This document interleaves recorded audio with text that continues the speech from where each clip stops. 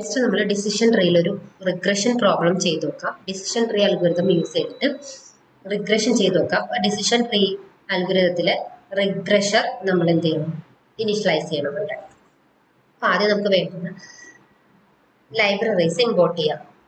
NumPy, Matplotlib, sklearn എല്ലാ ലൈബ്രറീസും നമ്മൾ ഇവിടെ ഇമ്പോർട്ട് ചെയ്തിട്ടുണ്ട്.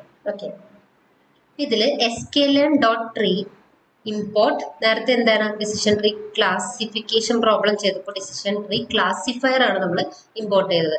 ഇപ്പൊ എന്താ നമ്മൾ ഇമ്പോർട്ട് ചെയ്തത്, ഡിസിഷൻ ട്രീ റിഗ്രഷൻ. ഇത് വെച്ചിട്ട് നമുക്കൊരു റിഗ്രഷൻ ടൈപ്പ് പ്രോബ്ലം ചെയ്യാം. ഇവിടെ നമ്മൾ feature, size, bedroom, then price.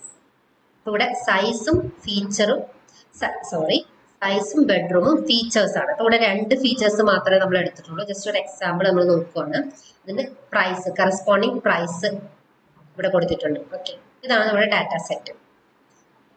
1500 square feet ഉള്ള ഒരു വീടിന് 3 ബെഡ്റൂം ഉണ്ടെങ്കിൽ അത് എത്ര പ്രൈസ് വരും? ഇതൊരു പാസ്റ്റ് ഡാറ്റ, ഒരു ചെറിയ എക്സാമ്പിൾ ആയിട്ട് നമ്മൾ എടുത്തതാണ്. ഇത് വലിയൊരു ഡാറ്റ സെറ്റ് ഒന്നുമല്ല, പക്ഷെ എന്നാലും നമ്മൾ ഇതിലെങ്ങനെ പ്രൈസ് പ്രെഡിക്റ്റ് ചെയ്യാം ഈ ഒരു ഡാറ്റ സെറ്റ്. ഓക്കെ, അപ്പൊ ഇതാണ് നമ്മൾ ഇന്ന് പഠിപ്പിക്കാൻ പോകുന്ന മെഷീന്.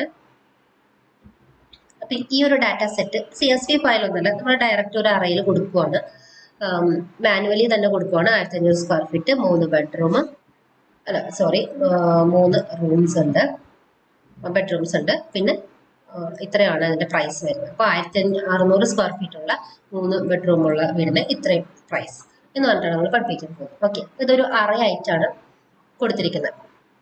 അപ്പോൾ എക്സ് വാല്യൂസ് നമുക്ക് 2D വേണം അല്ലേ. അപ്പൊ നമ്മൾ ഈ രണ്ട് ഫീച്ചറിനെ, അതായത് 1500 അതായത് സ്ക്വയർ ഫീറ്റും നമ്മുടെ ബെഡ്റൂം എത്ര ബെഡ്റൂം ഉണ്ടെന്നുള്ള ഈ ഒരു രണ്ട് കോളവും നമ്മൾ എക്സിലേക്ക് സ്പ്ലിറ്റ് ചെയ്തെടുക്കും. അപ്പോൾ ഡാറ്റ ഓഫ്, ഇപ്പൊ നമ്മളിവിടെ ചെയ്യുന്നത് സ്പ്ലിറ്റിംഗ് ആണ്. സ്പ്ലിറ്റ് ചെയ്യുന്ന സമയത്ത് നമുക്ക് ഐലോക്ക് യൂസ് ചെയ്തിട്ട് സ്പ്ലിറ്റ് ചെയ്യാം, അല്ലെങ്കിൽ ഇതിപ്പോ അറേ ആണ്. അപ്പൊ അറേ അല്ലേ, അപ്പൊ ഐലോക്ക് എന്നുള്ള ഫംഗ്ഷൻ ഡാറ്റ ഫ്രെയിമിലാണ് നമ്മൾ യൂസ് ചെയ്യുക അല്ലേ. അപ്പൊ ഇവിടെ അറേ ആവുമ്പോൾ നമുക്ക് ഡയറക്റ്റ് ഇങ്ങനെ ഡാറ്റ ഓഫ് എന്നിട്ട് സ്പ്ലിറ്റ് ചെയ്യാം.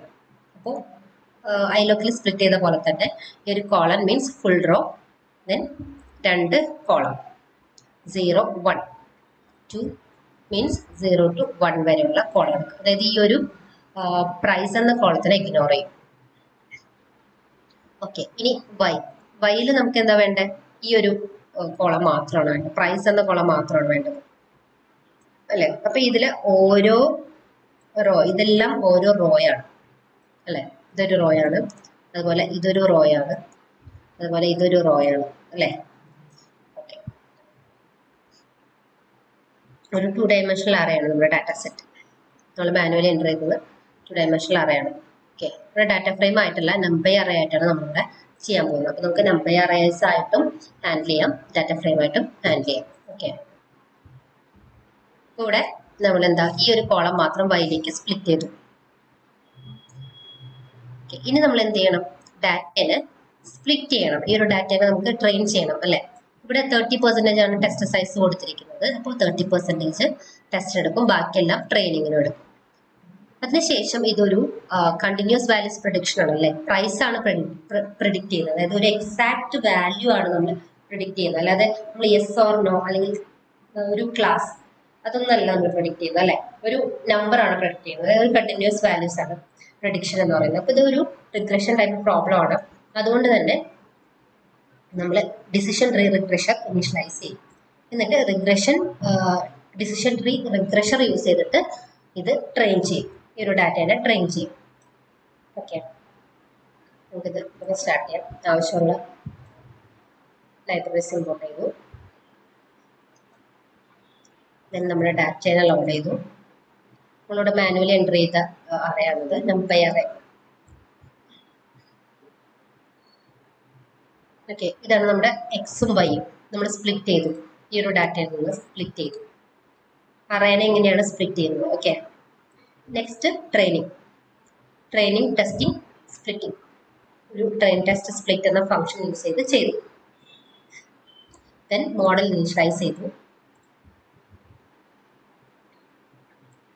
എക്സ്ട്രെയിൻ ഈസ് നോട്ട് ഡിഫൈൻഡ് എന്ന് പറഞ്ഞപ്പോൾ നമ്മുടെ എക്സ്ട്രെയിനിൽ എന്തെങ്കിലും സ്പെല്ലിംഗ് മിസ്റ്റേക്ക് ഉണ്ടായിരിക്കാം. അതെടുത്ത എക്സ് നമ്മളിവിടെ നിന്ന് ഇതിൽ കോപ്പി ചെയ്തിട്ട് കൊടുക്കാം.